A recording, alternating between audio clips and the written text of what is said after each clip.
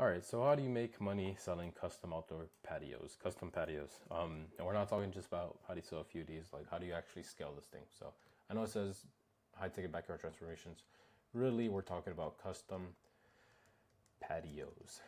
And when I mean money, I'm like, how do you scale this thing? Like, how do you go from, how do you scale? We'll leave it at that. There's a few parts to this.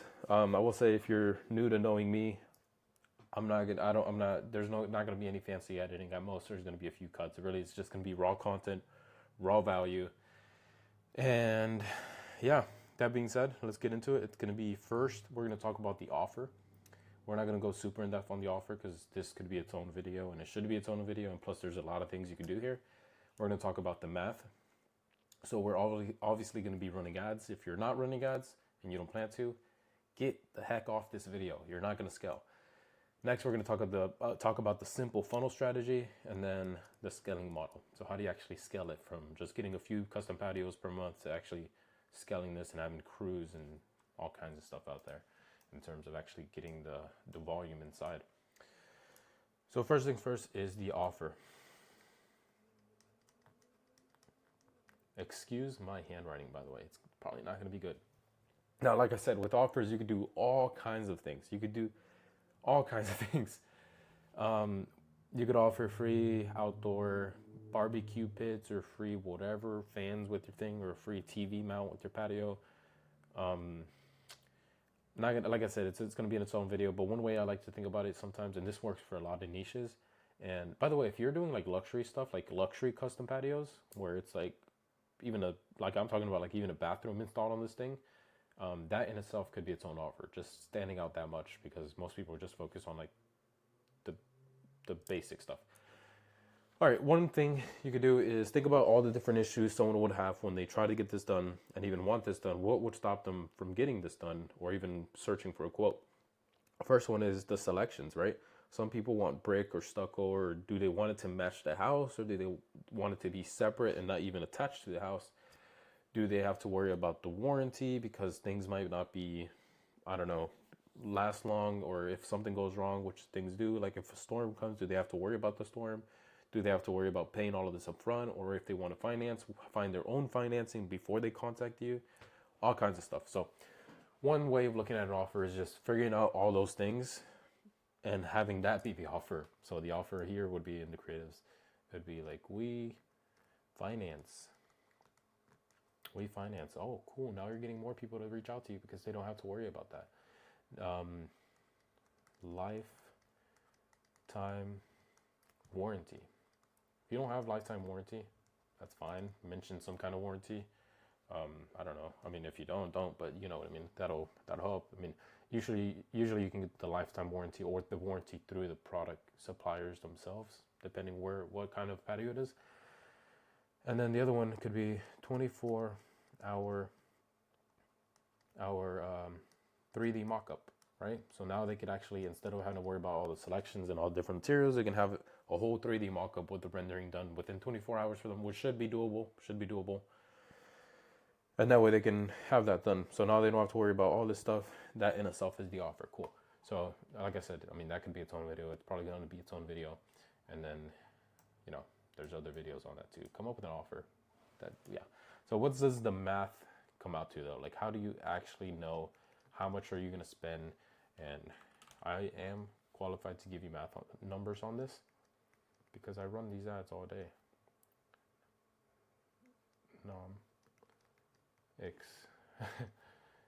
Basically math, right? All right, so I already gathered ahead of time some of my average numbers from what I'm seeing from clients. So let's go through that. We're going to assume you have a 20% close rate. Now, already, I know some of you guys are like, what? No, I close 50%, I close 70% of all the leads that come through. Yeah, if that's referrals, yes. If that's through your Instagram content or YouTube content or whatever kind of content, yes, you do close at a higher rate. But think about this, like this is ads. These people don't really know your business. They're just getting quotes out there. The close rate is a lot lower, which the average is about 20%. Yeah, is what it is. And plus, I mean, if you're trying to scale, just don't get mad that you're not closing every single lead. This is what it is. It is what it is. All right, your lead to appointment. Oh, lead to appointment. We're gonna assume is, you know what? Let me clean this up. Okay, we're gonna say you have a 50% lead to appointment ratio. So out of 2 leads that come in, you actually get an appointment set up for them. And now, if you're used to running Facebook ads and you're saying, what? There's no way. The leads on Facebook suck. They don't book that. I run my ads through conditional forms. I get very high quality leads. You should be doing this too. And if you don't know what I even mean by that, there's going to be another video on my channel. So maybe that's already out and you can go watch that. It's called Pixel Conditioning. Maybe it's not out, in which case subscribe and I'll put that out here soon. But yeah, all right. All right, so cost per lead on average on Facebook is about $40 for a custom outdoor patio. Now, there's 2 things you might be thinking here. Either that's way too high, and that's because, if you think that's high, it's because you're not running pixel conditioning forms and you're not getting quality leads, in which case you're not booking 1 out of 2 of them into appointment. I can guarantee you that. If you say this is cheap, then great. I mean, you're probably qualifying your leads way better, so that way you're not getting really cheap leads that actually don't convert. So average cost per lead on Facebook is about $40. I noticed this, give or take $5. It might be $35 to $45 for a custom patio on average. Now, appointments needed per sell. Appointments needed per sell. This comes out to 5. So you need 5 appointments to get a sell. Basically saying 10 leads come in, 50% of them book an appointment, and then you're closing 20% of them. That's 1 out of 5 appointments is going to close.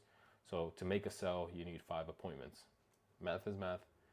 Math doesn't lie unless you do the math wrong. So that comes out to leads per sell of 10. You need 10 leads, 5 of them book, 1 of them closes. Make sense? 10 leads, 5 book, 1 close. Sweet. So now that we know those numbers, oh shoot, let me go back. Let's actually do the math on what it cost you to acquire a client. So, I mean, I guess we're gonna have to move this down here. Didn't really want to do that, but that's fine. Boom.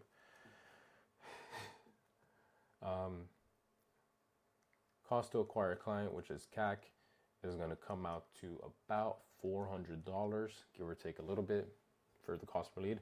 So for every custom patio that you want, on average, if you're doing everything correctly, which means you have a good offer, you're competing in there, you're not overpricing your clients so that they're just saying no out the gate, and you're actually closing deals, which means you're a decent salesman at 20%, it's going to cost you about $400 to acquire your client. Now, initially, it might be more. It probably will be more. More times than not, it's going to be more. It's not going to be $400 to acquire a client. It could cost you even double this. Like it very much will. And that's just to figure out what offer works, what creatives work, and all kinds of stuff. We're trying to be realistic here. If you got $400 cost to acquire a client right out the gate for any business, we would all be rich here, right? So initially, I mean, could even be double that, right? Now let's do some math on what kind of returns you can get and what your actual profit looks like. So if the average job is about $12,000, which it could be more, it could be less, and usually the range is from 8K to 15K. I mean, if you're doing anything bigger and depending on the area, it could be a lot more, but let's say 12K average job and you have a 30% profit margin, which again is the average, you make about $3,600 profit per job. Cool. What does that equal to, right? 3,600 divided by 400 CAC to acquire a customer, cost per acquisition. Now you're making a 9x ROI on your investment. God damn. Making a 9x ROI. There's some e-commerce companies selling products that are happy with 2x ROI or ROAS. So that is the math. Few caveats here. Like I said, initially it's going to cost you more to acquire a client, and that's just the cost of figuring out what works. It's just going to cost you money to figure out what works. It could be double CAC. It could be because whatever, you're going to have to figure out stuff there. Or If you got someone like me, I'm going to figure that out for you. But that's what it comes out to. And usually I love this phrase. You will hear me saying it. If you know it costs you $400 to acquire a client, the question now is, how fast do you want to spend those $400? If your average cost per lead is $40, yeah. How fast do you want to get the leads coming in? Do you want to spend 40 a day, get one lead coming in? Do you want to spend a lot more than that a day, 400 per day, so that you get all 10 leads coming in one day and get all those appointments? Obviously, at that scale, it would require a team of estimators or closers or all kinds of stuff. But what could you handle, right? Could you go out there and do 2 estimates a day and have a team that actually does the work? Could you go out there and close 2 per? Do the math. That's on you. It's incremental. You can scale up from there. But basically, the question is, how fast do you want to spend that money so that you can get those jobs coming in? And for those that think you can't spend 400 in a day to get jobs, and that seems scary, the math, I mean, it's just it. I'm not even gonna get into that. You guys, I'm gonna get into a rant if I start. All right, next part, which is the funnel. So we already did math. We already kind of know the offer. From the offer, they're gonna go to basically. I mean, offer is part of the funnel. From the offer, they're gonna go to a landing page to qualify. Then we're gonna have some kind of CRM, and if you don't have one, you should have one. But we're gonna get into that. Some kind of CRM. And then after that, it's going to be, I guess, sales, close. Offer, we already knocked this out the park. We know that. The landing page. Now, you guys know my landing pages is what qualifies my clients. Every single landing page I make has a few things that it must have. Aside from being CRO optimized, which is conversion rate optimized, which means on above the fold, before anyone has to scroll, it needs to have the call button, it needs to have the form button or the form on there itself. It needs to mention the location which is being serviced, and it needs to mention the service itself. So it would look like Houston Custom Patio Builders. Call here, form here, before I have to scroll. It gives me everything I need to know and all the options to contact before you have to scroll. All right, besides that, you guys know I am very big on conditional forms because this is what qualifies my clients, my leads coming in. I do this for every single client. I do this for myself, and I'm going to mess up drawing it out. Oh my God. But what it looks like basically is there's going to be 1 or 2 questions on the form that are conditional. And this is what's going to give me, I guess, the info on if it's a good lead or a bad lead. In this case, for a custom patio, it would be maybe a budget range question. And it would be a question that basically asks, do you have, how much budget, well, what is your budget for this custom patio? Is it 5,000? Is it 5,000 minus? Is it 5,000 to 10,000? Is it 10,000 to 20? Is it 20 to 30? Or is it 30 plus? What that would look like is like this, and it's going to be selectable. We don't want to have to make people type. Is it 5 to 10? Is it 10 to 15 or 15K plus, whatever? They're going to select this. Now, based off what they select here, I divide this traffic up in 2 ways. This is what I call pixel conditioning. If they select anything under my ideal target for a new client, let's say I don't want any potential patio guys that can't spend at least $10,000 for a custom patio to even come through. When they select that, they can still fill out the form and we're still going to contact them. I'm still going to get that as a lead on the back end inside the CRM. But I'm not going to tell the Facebook pixel about that. What I'm going to do is send them to, let's say, page 1. And then anyone that has over 10K budget goes to page 2. Now, I only have my Facebook tracking pixel. My Facebook pixel, if you don't know what the pixel is just a tracking code. I only have my Facebook tracker on page 2. And what that does is inside the Facebook platform, now in Facebook's eyes, it's going to be like, okay, only people that have these characteristics convert into a lead, because it's not seeing these other people over here as a lead. It doesn't even see this. I don't track that. We still get the lead, like I said, and we still contact them. But in Facebook eyes, I don't want it to even know about that because they don't have the budget. Over time, Facebook is going to be like, okay, the only people that actually fill out this form are people that are in this area with this kind of, I don't know, budget, income with these characteristics. It's going to figure out what these people have in common that reach page 2. and then it's going to show it to more of these people. So what ends up happening is over time, you'll just get way more and more qualified leads that are actually having the budget to spend for these bigger backyard patio custom patios. And yeah, so what that funnel looks like more is ads to the landing page, qualifying question. The non-qualified leads go to page 1. The good qualified leads go to page 2. Anyone we deem as good qualified gets fed back into Facebook, and then Facebook is gonna just enter a cycle like where it's like, okay, well, these people are converting. That's optimized for those. I try to draw it. Dang, it did not work, so ignore that. But yeah, so that's the way I do it. And again, there will be a video on this. This is more so the strategy. I'm going to make videos in depth on all of this, and eventually I'll probably link them here in the channel. All right, let's move on to the next part. Now getting these leads and getting them conditioned and the fixable condition, I mean, it's a whole nother thing. Now you need, and trust me, you're gonna hate this, automations. You need automations, especially when you're trying to grow and scale things. You can only do so much if you're doing it manually. And what I mean by that, I will tell you. And I don't even sell automation services, by the way. Like, I offer it, and I actually have it for free for all my clients because it's just needed. I don't sell it. All right, you can only handle so much per day. Let's say you're scaling up, you're getting 10 leads a day because you did the math. 10 leads equals 5 appointments. 5 appointments equals 1 closed job, and you're trying to close at least 1 job per day. Let's say you're doing that. You're not just talking to 10 leads per day. You're talking to 10 leads from today, and then the 10 leads from yesterday, and then the 50 leads from last week. And there's no way you're efficiently handling that, even with an admin and a salesperson and a follow-up. There's just no way. So what we do is after they fill out that form, they enter a CRM, which, like I mentioned, I'm not even doing this because I know there's a lot of automation sales guys. I do this for free because I try to get my clients to scale. And this is just a YouTube video trying to give you some help here. I'm not even selling, whatever, I know. They enter a CRM. Immediately, every new lead gets an SMS text. Now, usually the way I'll do it is the SMS text is just a confirmation. So it will just be like, hey, John, thanks for contacting us here at Houston Custom Pools or Custom Patios. Is this the right number? It's a confirmation with a question.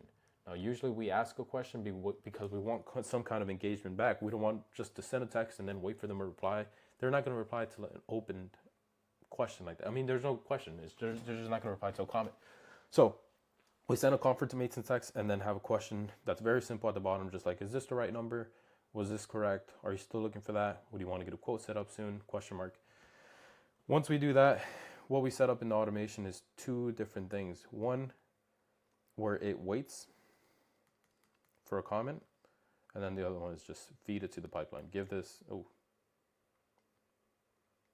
to the pipeline, and it's a pipeline here that basically just tracks leads and how many contacted and who booked an appointment and how many closed, like that.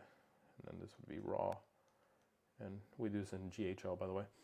So this waits for them to reply. If they respond, then boom, this would look like reply. If the lead replied, then the client gets a notification. Boom, client notification on his phone that tells them, hey, a lead responded, get them booked on the calendar. If this lead does not reply, no reply, then we're all sad. No. If the lead does not reply, then it will send a follow-up text automatically. This is where the money is made. A lot of people on Facebook ads will contact whatever ad they saw, they'll opt in, but they're not technically ready to respond right then and there. They saw it, they're interested, especially if you're doing pixel conditioning. More times they're not, they're actually interested. But maybe they were driving, maybe they were at a stoplight. So what happens is if you try and send that initial text and they're literally not ready for it, and it's just going to get lost, whether they have other stuff that comes up, or maybe they're just busy, or they keep telling themselves mentally that they're just going to come back to that, and they just never do. So you never get a response. It's important. So what we do is no reply. This could be 30 minutes. No reply in 30 minutes. Auto follow-up. Automatically send another text, and it's going to be like, you there? Question mark, something like that. You there? Or just John, just a name.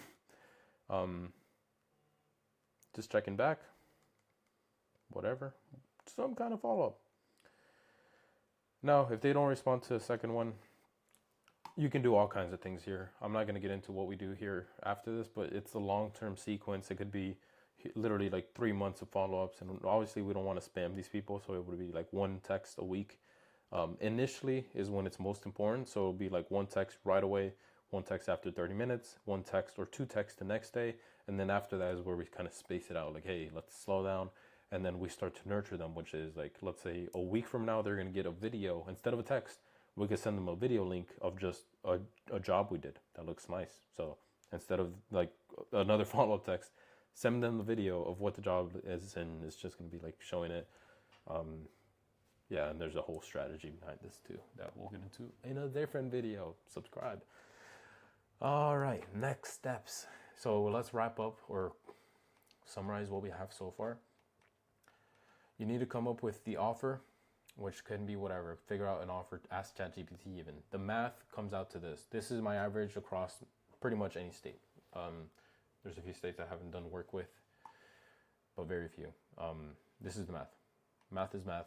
Scale as fast as math is math. This is the simple funnel. Ads go to a landing page, which is conditional, so that you get quality leads instead of bad ones. And this is very important because once you try to scale, any issue is just magnified.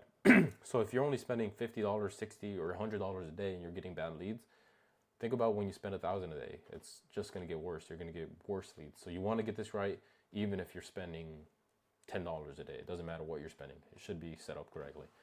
Next is the automations, because there's no way you can handle all the leads that are going to come through. It's just, I don't care who you are, it's just not going to happen, even if you have a big team. And even if you do have a team, like, why would you not? The automation thing here costs like $100, I think, per month to set up. Maybe like 120, I don't know. It's super cheap, and it does better than an employee. All right, so what happens next after you have the automation set up? All right, so the scaling model. I have some of my math over here. Scaling, oh my God. Scaling model.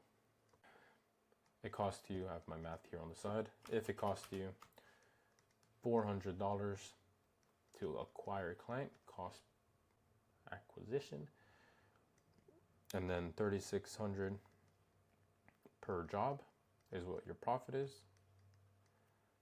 right? Let's just make that a money sign. Then all you do is you need 10 jobs, and this is the scaling math, right? You need 10 jobs, which is going to equal $3,600 profit per month. Ads needed. Ad spend needed is about $4,000 a month.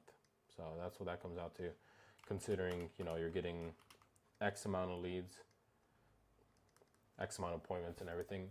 You need to spend about $4,000 a month to make back $36,000 in profit, not in closed jobs. This is considering your 30% profit margin. How do you scale it to this point? Because now you're probably saying to yourself, well, yeah, but once I start scaling, the cost per lead goes up and all kinds of stuff happens and my close rate goes down and all stuff. Yes, those are issues, but those are issues you figure out. It's not like, I'm telling you, there's people spending way more than you think. Once you raise budget, if something quote unquote breaks, as in your cost per lead goes like crazy high, let's say it doubles, it's not because you can't spend that much and stay profitable. It's because something broke. Was it your creatives that can't handle the spend? In that case, you don't have true winning creatives. You need new videos, new images. Is your city too small? In which case, okay, maybe you go out 5 more miles, bigger 5-mile radius. Maybe that's enough to be able to scale. Did your automations break in terms of, or did you even have automations? Were you even able to follow up? Because you know what I mean? Obviously, if you don't follow up, you're not going to close. Do you have to offer a few things now, like financing to be able to close more deals? There's a lot of stuff. Do you have to hire people to help you do estimates? A lot of stuff. But yeah.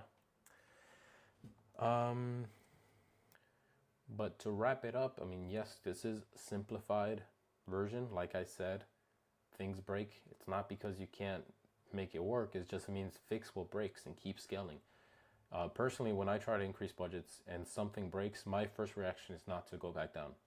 Don't go back down. It's to fix what broke so that we're able to keep scaling. I mean, that's the goal, right? You don't want to scale budgets on an ad because 4K is not. I mean, they shoot for 15,000. Shoot for that. See what happens, right? Do the math. But yeah, it's like increase the budgets, figure out what works, and then fix what breaks so that you can keep scaling, not so you can go back and then, because you're not going to figure it out. If you go back down on the budget, you're like, how are you going to figure out what broke? Fix what broke. All right, guys, thanks for watching this YouTube video. Hopefully this was a very nice yap session for all you guys.